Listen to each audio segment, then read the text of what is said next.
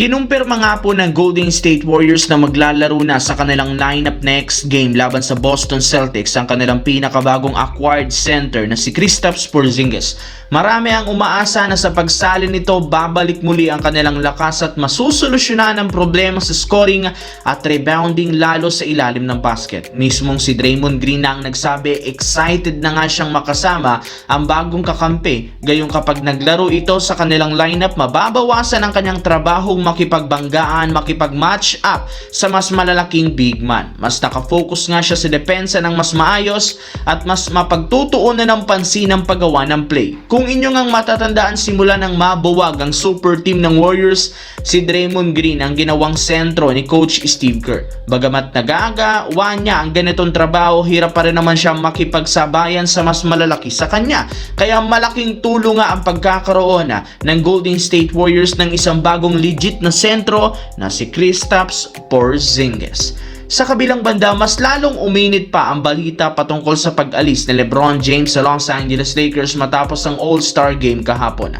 May ilang mga analyst ang naniniwala na babalik na si LeBron James sa kanyang dating team na Cleveland Cavaliers since magfo-focus nga daw si Rob Pelinka sa pagbuo ng bagong lineup na papalibot kay Luka Doncic. Hindi na rin naman nila priority si LeBron bilang na lamang ang mga taon nito. Ngunit makalipas ang isang araw, pinasinungalingan nga ito ng isang Laker insider. Ayon dito, as much as possible, gusto ng Lakers panatilihin si LeBron James next season hanggang sa magretiro at tapusin nito ang kanyang NBA career. Ngunit syempre, since kailangan rin naman nila ng mas magandang lineup at makakakuha ng mas magagaling na player, plano nilang oferan si LeBron ng mas mababang kontrata.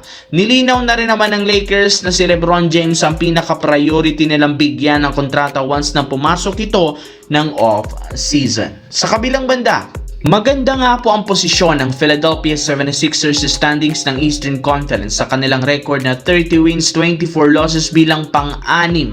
May tsansa nga silang makaangat pa sa mga susunod na linggo lalo pat hindi rin naman nagkakalayo ang kanilang record kumpara sa ibang kupunan na nasa itaas ng standings. Meron nga silang sapat na talento sa lineup para maipanalo ang mga natitirang games sa second half ng taon. Pero kahit man maganda ang kalagayan ng team na ito, hindi pa rin sila kontento sa lalim ng kanilang lineup. Sa katunayan, base sa balita ni Shams ng ESPN, kumuha pa sila ng isang bagong player matapos nilang papirmahin ang kanilang dating gwardya na si Cam Payne. Para nga sa inyong kaalaman, huli nga itong naglaro si Partizan Belgrade, Serbia.